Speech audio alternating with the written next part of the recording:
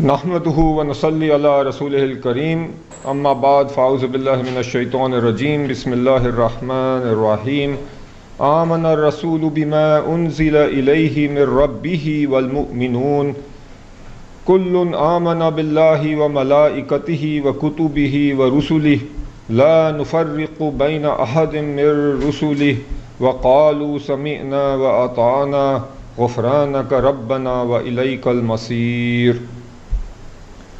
So today's discussion is on Iman, and the way we will structure this is we are going to have 9 segments or 9 chapters in the book of Iman, and there is a larger question that we should ask ourselves, which is, do we know what Iman means?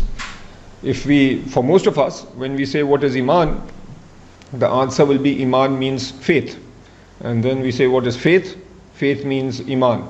And that for most people, even educated people, is our level of knowledge related to Iman. The objective of these set of lectures now is going to be to dive a little deeper into Iman and understand what exactly Iman means. Today's particular lecture, or this particular lecture, will focus on the first 3 chapters, the linguistic meaning of Iman. Then we'll talk about the contextual meaning of Iman, and this is in the Islamic or Quranic context. And then the subject matter of Iman. So what are the fundamental questions that Iman is trying to address? And then in subsequent lectures, we will go over the remaining chapters. So let's start with the linguistic meaning of the word Iman. The Quran was revealed in the Arabic language, and obviously all the words used in the Quran were Arabic language words which were used at the time by the Arabs.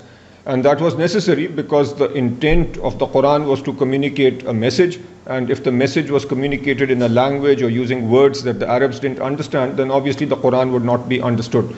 So Allah selected particular words from the Arabic language in which to reveal the Quran, and we need to understand the meaning of those words as they were used at that time, and then we can understand the original message of the Quran.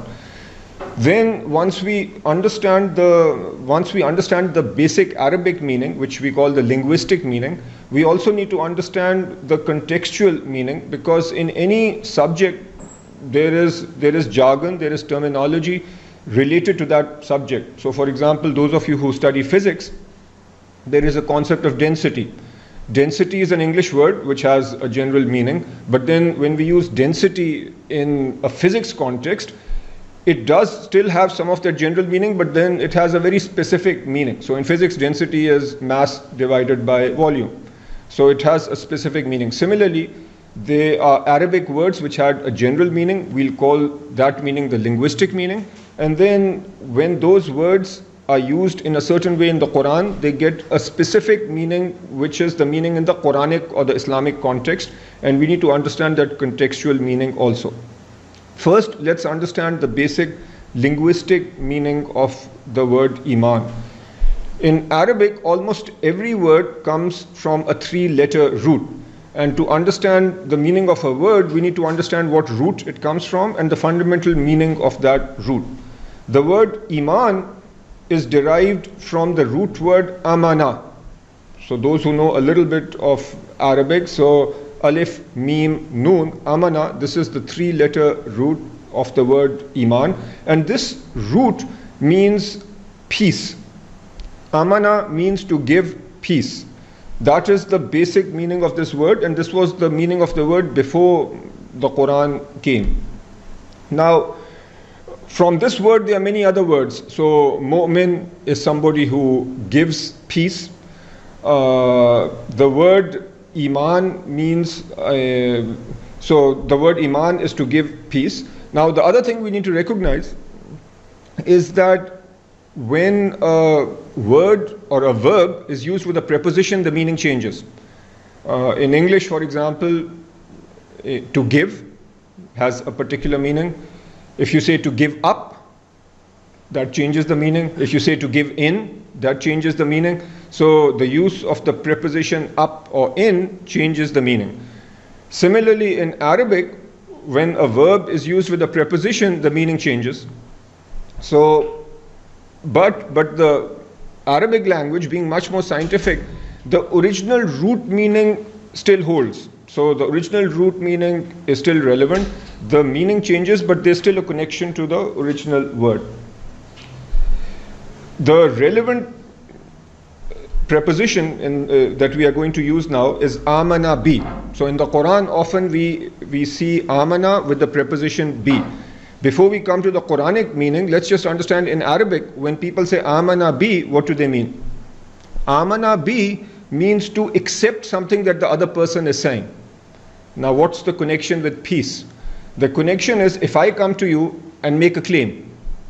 If you accept my claim and say, yes, I agree with what you are saying, you are correct, then there is peace between us. But on the other hand, if I make a claim and you disagree, then that is clearly not going to be peaceful. Depending on our nature, there might be a verbal argument, there might be a physical argument, we might not talk to each other, but when we agree with each other, or I come to you with something, with a message, you agree, there is peace. If you disagree, then there is some form of conflict. So that's what amana bi means. Now we come to the contextual meaning. So as I said, in every subject, every area, when certain words are used, they take on additional meaning in the context of that subject or the context of that area. In the Quran, sometimes amana is used in a general sense, in terms of giving peace. But whenever amana is used with the preposition bi, then the Quranic meaning or the Islamic meaning means that we are accepting everything that Prophet Muhammad sallallahu alaihi wasallam has told us. And I will recite again parts of the ayat that I recited at the start of this lecture. Amana Rasulu bima unzila. So notice that amana is coupled with bi. And then kullun amana billahi. Many of us as kids learn this amana billahi wa malaikatihi wa kutubi. So that amana bi makes it gives amana a very specific meaning in the Quranic context. And I'll repeat this. For us, when we say we have faith or we have iman, in the Islamic context, that means we have iman on everything that the Prophet, peace be upon him, told us, or we agree with everything, we accept everything that the Prophet has told us. So that's what iman means in an Islamic or Quranic context.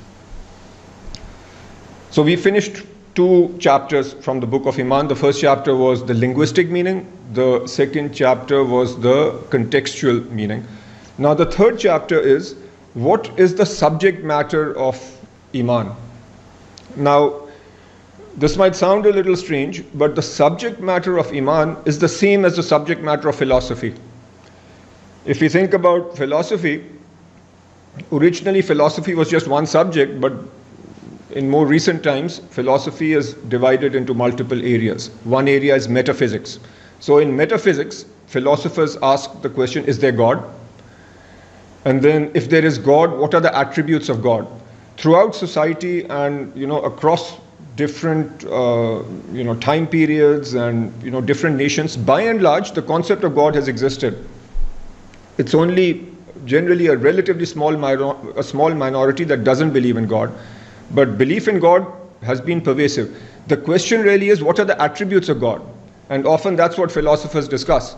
So does God know that all of us exist in this room right now?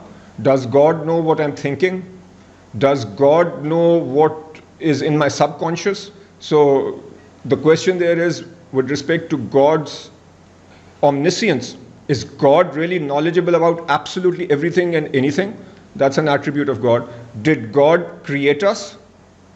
Will God create us again? So all these are questions related to attributes. Is there just one God, or are there multiple gods? So the debate is about the attributes of God by and large, and that is the subject of metaphysics. Then there are questions, who am I? Did my existence start, when I was conceived? Or did I exist in some form before that? When I die, is that it? Or will I be raised again? If I'm raised again, what will happen after I am raised again? People ask the question, people see there is a lot of injustice and suffering in the world. So philosophers have asked, why is there injustice? Why is there suffering? Will there be some justice eventually? So these are questions that philosophers ask. They are ethical questions. What is really good and what's evil? Do the standards of good and evil, should they be the same or should they change with time? Then there are questions related to epistemology, which is, what is the reality of human knowledge?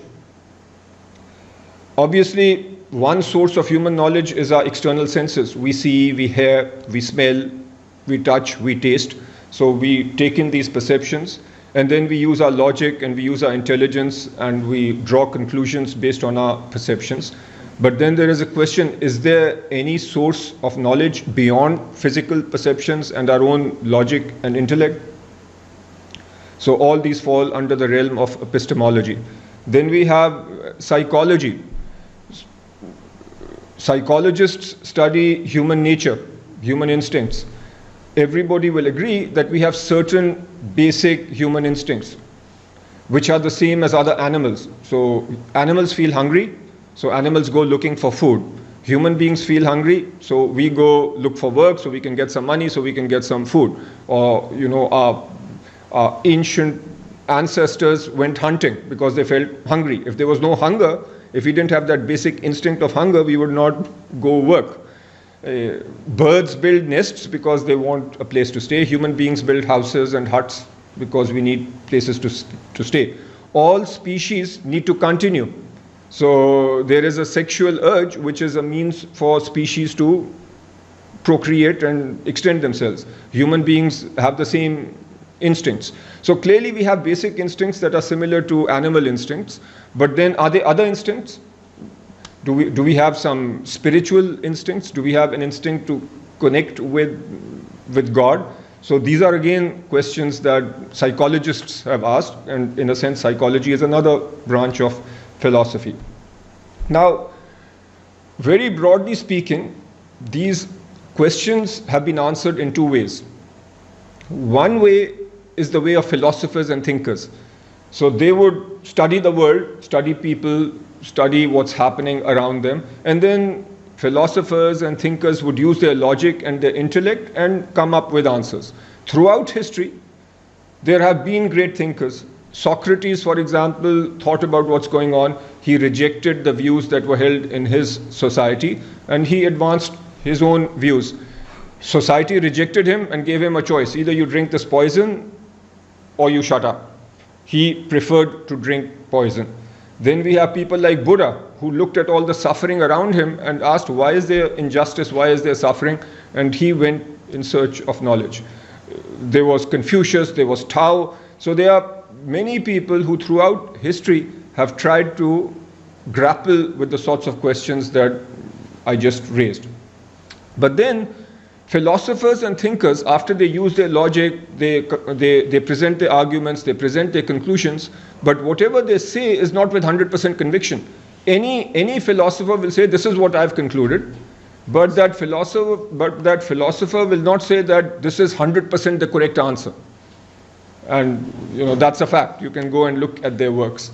The greater these philosophers, the more humble they are about their work. The other way that these questions are answered is through divine revelation. Divine revelation comes from God, divine revelation comes to the prophets, and then the prophets present that message to humanity. So when prophets present the message, the prophets have 100% conviction, because they have 100% conviction that they received the message from God. And that's why they say to people that I am 100% convinced, I am following the word of God, and I am telling you because this is how you will get salvation, so this is what you should believe. So even though the questions being answered are the same, so the prophets are also telling us about the attributes of God, so they are answering metaphysical questions. The prophets are telling us about what is good, what is bad, so they are asking ethical questions. The prophets are telling us about human psychology, so they are answering psychological questions. Prophets are telling us about where knowledge is coming from, so they are answering epistemological questions. So the prophets are answering all the same questions that philosophers have grappled with, but the source of that knowledge is God.